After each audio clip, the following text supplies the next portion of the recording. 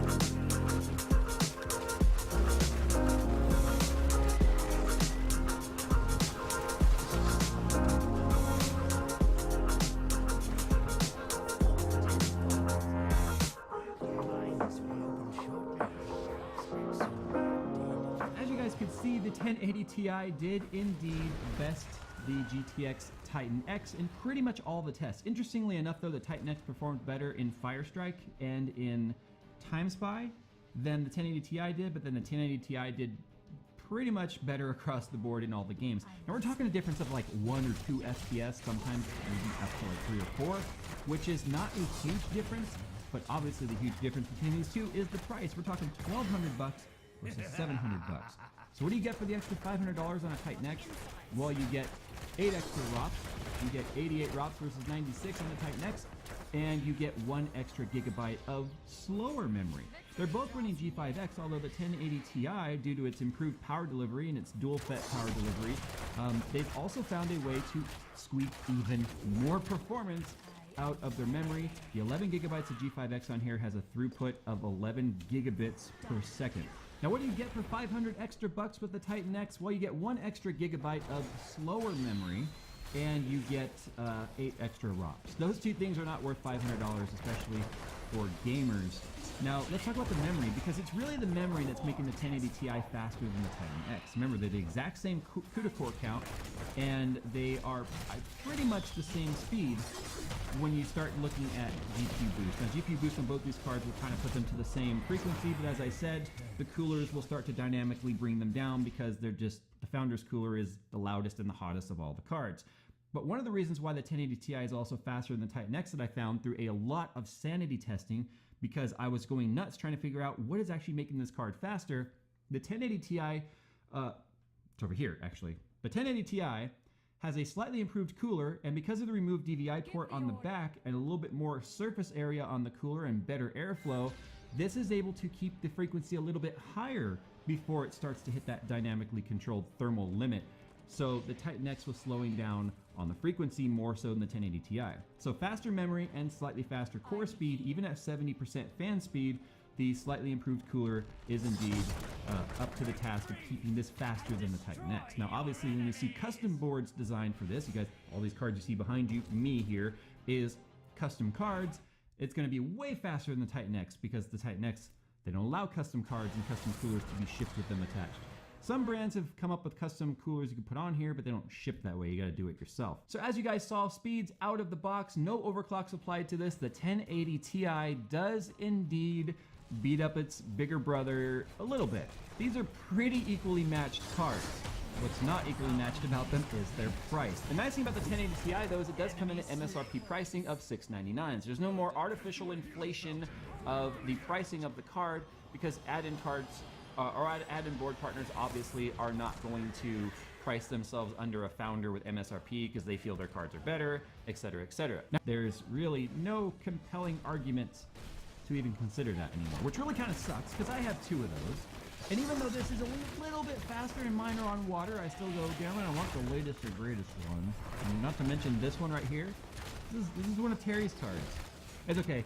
Just the name alone makes it appropriate for Terry, because the guy's kind of a Titan himself, and it's like, yeah, he's got Titans. And again, his are going to be on water. But yeah, I mean, it's just, it's interesting to me that NVIDIA has completely cut off one of its own fingers over there. And I think, personally, if it wasn't for the fact that these were sponsored by NVIDIA, again, thanks for sending these over for Terry Crews, because I sure as heck can't afford $2,400 worth of graphics cards. I think people who got Titan X's might be feeling a little bit disappointed, because typically the Titans are shaved, or the 1080 Ti's or Ti versions are shaved down Titans with less cores and whatnot. Not this time, so the question is why? Is NVIDIA feeling a little bit of pressure from the upcoming launch from Vega? Are they seeing what's kind of happening between the performance and cost ratio of AMD's Ryzen versus the X99 offerings on Intel? Are we seeing an answer to something that's not even out yet? Well, time will tell. And of course, I'll be doing Vega launch stuff as well. And of course, add-in card partners or add-in boards, whatever you want to call them. AICs, AIDs, everyone calls it something a little different. When these start launching, you'll start seeing them, and we'll see how much gain there is to be had once you keep the cooling down and the clock speed up. Guys, thanks for watching. I love doing graphics cards and games. These are fun. It's the only chance I get to play games anymore. Granted, I only get to play the same benchmarks and the same missions over and over and over again. Damn it, I'm getting good at those missions. But it's not like I have enough video cards as it is. Alright? Anyway, guys, there's one more thing I gotta do here before I get out of here. Let's make a quick, Hey! Video. What's up? Jay here. Yep. So the deed is done. Now, you guys just gotta, kind of keep up your end of the bargain there. Alright, funds have been transferred. Great! So, also too, I've been meaning to ask, how are the kids doing?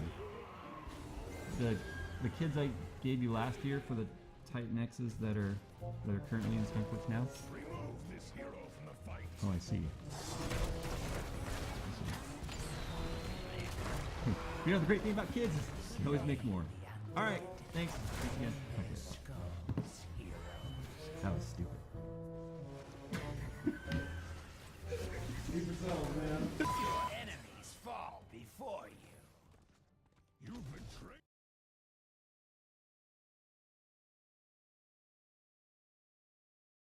Give the order.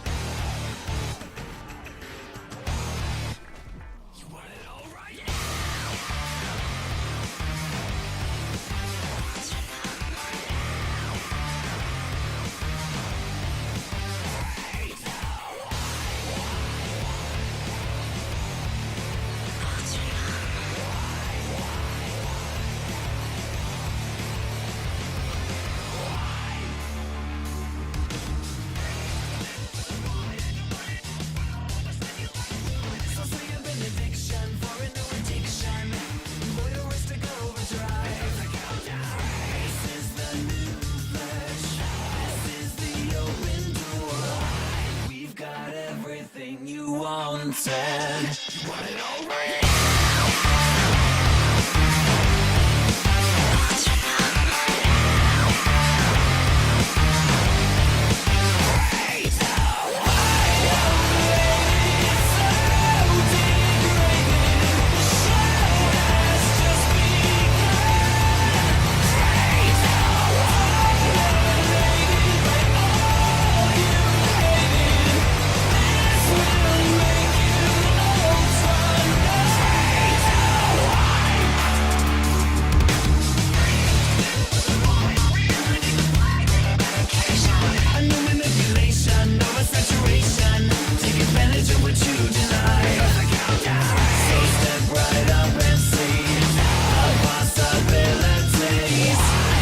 Everything you wanted. You want it all right.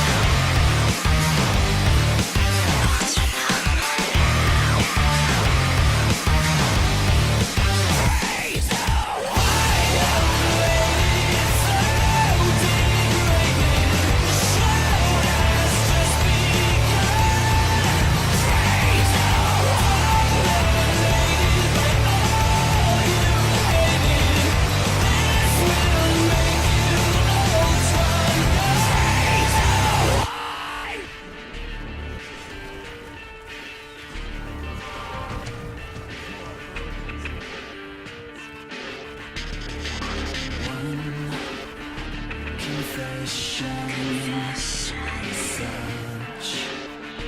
perfection, your sweet impression.